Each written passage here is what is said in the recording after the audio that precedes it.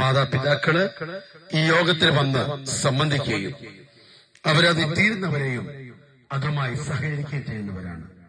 ദൈവസ്നേഹമുള്ളവരാണ്. ദൈവം നിങ്ങളെ ഒരിക്കലും കൈവിടുകയില്ല. കർത്താവ് പറഞ്ഞു, ഞാൻ നിങ്ങളെ ഒരു നാളും കൈവിടുകയില്ല, ഉപേക്ഷിക്കുകയുമില്ല. Praise the Lord.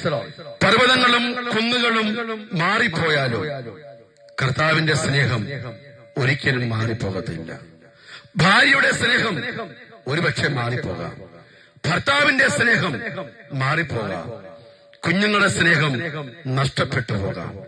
അതിലൊക്കെ ആശ്രയിച്ച് ഇനി ആർക്കും മുൻപോട്ട് പോകുവാൻ കഴിയാത്ത ഒരു സാഹചര്യത്തിൽ കൂടിയാണ് നമ്മളെല്ലാവരും കടന്നു പോകുന്നത്. നമുക്ക് സ്നേഹിക്കാൻ ഒരൊറ്റ ഇടം മാത്രമേ ഉള്ളൂ, അത് ദൈവ സന്നിധി മാത്രമേ.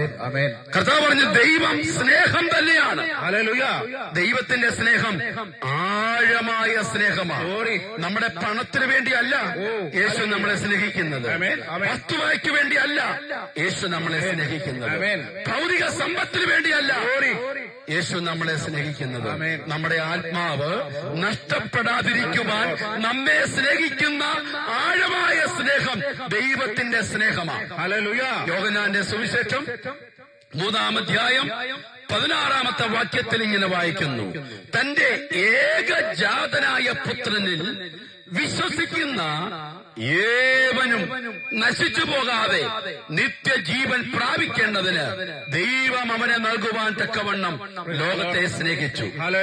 തന്റെ പുത്രനെ ലോകത്തിലേക്ക് അയച്ചത് ലോകത്തെ വിധിപ്പാനല്ല, ലോകം അവനാൽ രക്ഷിക്കപ്പെടുവാനത്രേ.